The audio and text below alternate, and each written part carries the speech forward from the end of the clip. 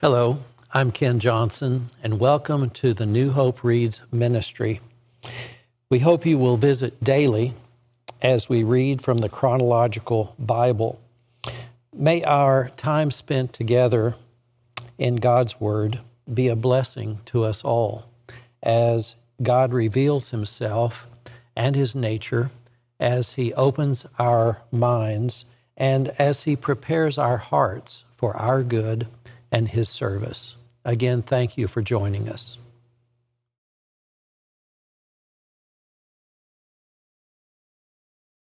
March 24th, Ai defeats the Israelites. Joshua chapter 7, verse 1. But Israel violated the instructions about the things set apart for the Lord. A man named Achan had stolen some of these dedicated things, so the Lord was very angry with the Israelites. Achan was the son of Carmi, a descendant of Zimri, son of Zerah of the tribe of Judah. 1 Chronicles 2, verse 7. The son of Carmi, a descendant of Zimri, was Achan, who brought disaster on Israel by taking plunder that had been set apart for the Lord. Joshua 7, 2 through 15. Joshua sent some of his men from Jericho to spy out the town of Ai, east of Bethel, near Bethaven. When they returned, they told Joshua, "There's no need for all of us to go up there. It won't take more than 2,000 or 3,000 men to attack Ai. Since there are so few of them, don't make all of our people struggle to go up there." So approximately 30,000 warriors were sent, but they were soundly defeated. The men of Ai chased the Israelites from the town gate as far as the quarries, and they killed about 36 who were retreating down the slope. The Israelites were paralyzed with fear at this turn of events, and their courage melted away. Joshua and the elders of Israel tore their clothing in dismay, threw dust on their heads, and bowed face down to the ground before the ark of the Lord until evening. Then Joshua cried out, "O sovereign Lord, why did you bring us across the Jordan River if you were going to let the Amorites kill us? If only we had been content to stay on the other side. Lord, what can I say now that Israel has fled from its enemies? For when the Canaanites and all the other people living in the land hear about it, they will surround us and wipe our name off the face of the earth. And then what will happen to the honor of your great name?" But the Lord said to Joshua, "Get up. Why are you lying on your face like this? Israel has sinned and broken my covenant. They have stolen some of the things that I commanded must be set apart for me. And they have not only stolen them, but have lied about it and hidden the things among their own belongings. That is why the Israelites are running from their enemies in defeat. For now, Israel itself has been set apart for destruction. I will not remain with you any longer unless you destroy the things among you that were set apart for destruction. Get up, command the people to purify themselves in preparation for tomorrow. For this is what the Lord, the God of Israel, says. Hidden among you, O Israel, are things set apart for the Lord. You will never defeat your enemies until you remove these things from among you. In the morning, you must present yourselves by tribes, and the Lord will point out the tribe to which the guilty man belongs. That tribe must come forward with its clans, and the Lord will point out the guilty clan. That clan will then come forward, and the Lord will point out the guilty family. Finally, each member of the guilty family must come forward one by one. The one who has stolen what was set apart for destruction will himself be burned with fire along with everything he has, for he has broken the covenant of the Lord and has done a horrible thing in Israel. Achan's sin, Joshua chapter 7, verses 16 through 26. Early the next morning, Joshua brought the tribes of Israel before the Lord, and the tribe of Judah was singled out. Then the clans of Judah came forward, and the clan of Zerah was singled out. Then the families of Zerah came forward, and the family of Zimri was singled out. Every member of Zimri's family was brought forward, person by person, and Achan was singled out. Then Joshua said to Achan, "My son, give glory to the Lord, the God of Israel, by telling the truth. Make your confession. Tell me what you have done. Don't hide it from me." Achan replied, "It is true. I have sinned against the Lord, the God of Israel. Among the plunder, I saw a beautiful robe from Babylon, 200 silver coins, and a bar of gold weighing more than a pound. I wanted them so much that I took them. They're hidden in the ground beneath my tent, with the silver buried deeper than the rest." So Joshua sent some men to make a search. They ran to the tent. They found the stolen goods hidden there, just as Achan had said, with the silver buried beneath the rest. They took the things from the tent and brought them to Joshua and all the Israelites. Then they laid them on the ground in the presence of the Lord. Then Joshua and all the Israelites took Achan, the silver, the robe, the bar of gold, his sons, daughters, cattle, donkeys, sheep, goats, tent, and everything he had, and they brought them to the valley of Achor. Then Joshua said to Achan, "Why have you brought trouble on us? The Lord will now bring trouble on you." All of the Israelites stoned Achan and his family and burned their bodies. They piled a great heap of stones over Achan, which remains to this day. That is why the place has been called the Valley of Trouble ever since. So the Lord was no longer angry. The Israelites defeat Ai. Joshua chapter 8, verses 1 through 29. Then the Lord said to Joshua, "Do not be afraid or discouraged. Take all your fighting men and attack Ai, for I have given you the king of Ai, his people, his town, and his land. You will destroy them as you destroyed Jericho and its king. But this time you may keep the plunder and the livestock for yourselves. Set an ambush behind the town." So Joshua and all the fighting men set out to attack Ai. Joshua chose 30,000 of his best warriors and sent them out at night with these orders: "Hide in ambush close behind the town and be ready for action. When our main army attacks, the men of Ai will come to fight as they did before. But we will run away from them. We'll let them chase us until we have drawn them away from the town, for they will say, 'The Israelites are running away from us as they did before.' Then, while we are running from them, you will jump up from your ambush and take possession of the town, for the Lord your God will give it to you. Set the town on fire as the Lord has commanded. You have your orders." So they left and went to the place of ambush between Bethel and the west side of Ai. But Joshua remained among the people in the camp that night. Early the next morning, Joshua roused his men and started toward Ai, accompanied by the elders of Israel. All the fighting men who were with Joshua marched in front of the town and camped on the north side of Ai, with a valley between them and the town. That night, Joshua sent about 5,000 men to lie in ambush between Bethel and Ai on the west side of town. So they stationed the main army north of the town and the ambush west of the town. Joshua himself spent the night in the valley.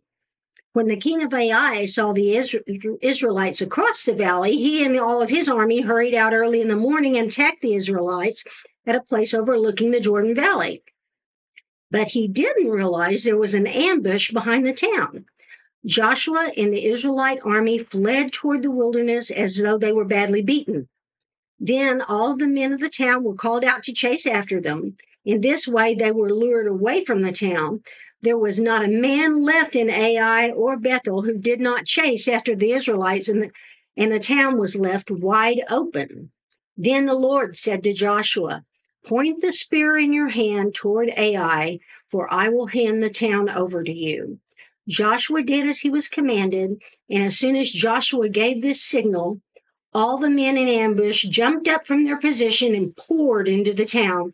They quickly captured it and set it on fire. When the men of Ai looked behind them, smoke from the town was filling the sky, and they had nowhere to go. For the Israelites who had fled in the direction of the wilderness were now turned on their pursuers. When Joshua and all the other Israelites saw that the ambush had succeeded and that smoke was rising from the town, they turned and attacked the men of Ai. Meanwhile, the Israelites who were inside the town came out and attacked the enemy from the rear. So the men of Ai were caught in the middle with Israelite fighters on both sides.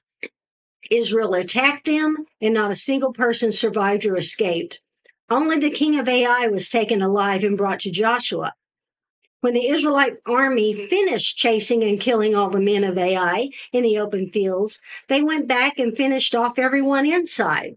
So the entire population of Ai, including men and women, were wiped out that day, 12,000 in all.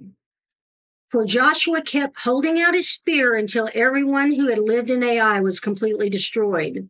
Only the livestock and the treasures of the town were not destroyed, for the Israelites kept these as plunder for themselves, as the Lord had commanded Joshua. So Joshua burned the town of Ai, and it became a permanent mound of ruins, desolate to this very day. Joshua impaled the king of Ai on a sharpened pole and left him there until evening. At sunset, the Israelites took down the body, as Joshua commanded, threw it in front of the town gate. They piled a great heap of stones over him that can still be seen today. The Lord's covenant renewed, Joshua chapter 8, verse 30 through 35. Then Joshua built an altar to the Lord, the God of Israel, on Mount Ebal. He followed the commands that Moses, the Lord's servant, had written in the book of instruction. Make me an altar from stones that are uncut and have not been shaped with iron tools. Then on the altar they presented burnt offerings and peace offerings to the Lord. As the Israelites watched, Joshua copied onto the stones of the altar the instructions Moses had given them. Then all the Israelites, foreigners and native-born alike, along with elders, officers, and judges, were divided into two groups. One group stood in front of Mount Gerizim, the other in front of Mount Ebal. Each group faced the other, and between them stood the Levitical priests carrying the Ark of the Lord's covenant. This was all done according to the commands that Moses, the servant of the Lord, had previously given for blessing the people of Israel. Joshua then read to them all the blessings and curses Moses had written in the book of instruction. Every word of every command that Moses had ever given was read to the entire assembly of Israel, including the women and children and the foreigners who lived among them. The Gibeonites deceived Israel. Joshua chapter 9, verses 1 through 27. Now all the kings west of the Jordan River heard about what had happened. These were the kings of the Hittites, Amorites, Canaanites, Perizzites, Hivites, and Jebusites, which lived in the hill country in the western foothills and along the coast of the Mediterranean Sea, as far north as the Lebanon Mountains. These kings combined their armies to fight as one against Joshua and the Israelites. But when the people of Gibeon heard what Joshua had done to Jericho and Ai, they resorted to deception to save themselves.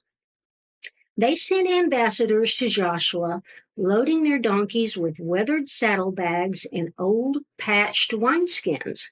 They put on worn-out, patched sandals and ragged clothes, and the bread they took with them was dry and moldy. When they arrived at the camp of Israel at Gilgal, they told Joshua and the men of Israel, "We've come from a distant land to ask you to make a peace treaty with us." The Israelites replied to these Hivites, "How do we know you don't live nearby? For if you do, we can't make a treaty with you." They replied, "We are your servants." "But who are you?" Joshua demanded. "Where do you come from?" They answered, "Your servants have come from a very distant country. We have heard of the might of the Lord your God and all he did in Egypt. We have also heard what he did to the two Amorite kings east of the Jordan River, King Sihon of Heshbon and King Og of Bashan, who lived in Ashtaroth. So our elders and all our people instructed us, take supplies for a long journey. Go meet with the people of Israel and tell them, we are your servants. Please make a treaty with us." This bread was hot from the ovens when we left our homes, but now, as you can see, it's dry and moldy. These wineskins were new when we filled them, but now they're old and split open. Our clothing and our sandals are worn out from our very long journey. So the Israelites examined their food, but they did not consult the Lord. Then Joshua made a peace treaty with them and guaranteed their safety, and the leaders of the community ratified their agreement with a binding oath. 3 days after making the treaty, they learned that these people actually lived nearby. The Israelites set out at once to investigate and reached their towns in 3 days. The names of these towns were Gibeon, Kephirah, Beeroth, and Kiriath-Jearim. But the Israelites did not attack the towns, for the Israelite leaders had made a vow to them in the name of the Lord, the God of Israel. The people of Israel grumbled against their leaders because of the treaty, but the leaders replied, "Since we've sworn an oath in the presence of the Lord, the God of Israel, we can't touch them. This is what we must do. We must let them live, for divine anger would come upon us if we broke our oath. Let them live." So they made them woodcutters and water carriers for the entire community, as the Israelite leaders directed. Joshua called together the Gibeonites and said, "Why did you lie to us? Why did you say that you live in a distant land when you live right here among us? May you be cursed. From now on, you will always be servants who cut wood and carry water for the house of my God." They replied, "We did it because we, your servants, were cleverly told that the Lord your God commanded his servant Moses to give you this entire land and to destroy all the people living in it. So we feared greatly for our lives because of you. This is why we've done it. Now we're at your mercy. Do to us whatever you think is right." So Joshua did not allow the people of Israel to kill them, but that day he made the Gibeonites the woodcutters and water carriers for the community of Israel and for the altar of the Lord, wherever the Lord would choose to build it, and that is what they do to this day. Hi there, and welcome to New Hope Reads. I'm Mark Ruff, and we are delighted that you've joined us to share in the reading of God's Word. It's very important that we share this together and be in God's Word daily. And by the way, we'd like to invite you to join us here at New Hope Church of Christ anytime you get a chance. Sunday mornings, we have classes at 9:30. We have worship at 10:30, and you can join us live or online. Have a blessed day.